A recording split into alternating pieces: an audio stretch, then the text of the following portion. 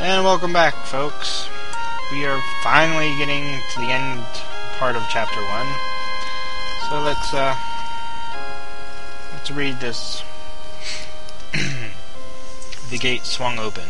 Revolted by the thick scent of excrement in the chamber, Locklear hastened to the ladder affixed to the far wall and ascended its filth-slick rungs. Behind him, Gorath and Owen reluctantly did otherwise, gaffing on the noxious vapors in the shaft. "This is nothing," Locklear grunted, shoving upwards against a grating.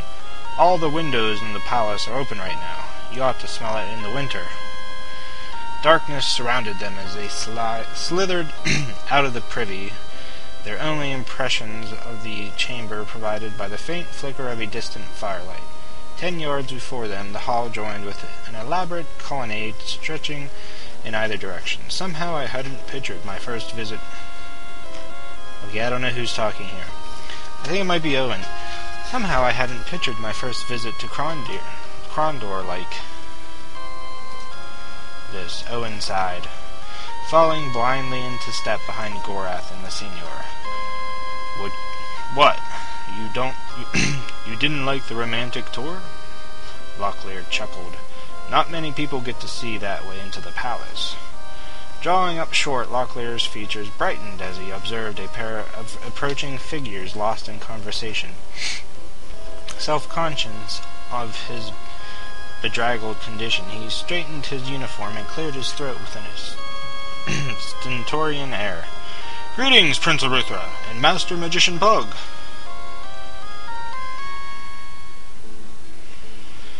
As glad as how do I do him? I don't know. "As glad as I am at the sight of you safely home again, Locklear, I can't say that my nose is well pleased. I thought we had broken you and Senior James of clambering around in the sewers."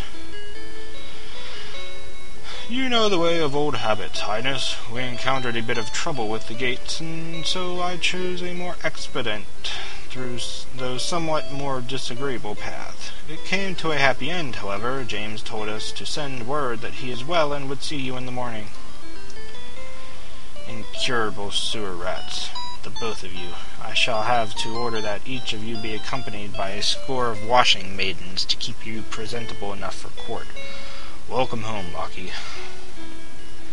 "Thank you. As happy as I am to be here, I'm afraid I've come with bad news from the Northlands." "I expected as much. With the false nighthawks prowling in my streets above and below." "Excuse me?" "It can only mean the Mordell are up to their old mischief. What do you know?" Motioning to Gorath, Locklear introduced the former Mordell chieftain with a wave. Slowly, Gorath lowered his hood. The gasps and startled reactions of those crowding the hall helped mask the stealthy entrance of a second Mordell in the chamber.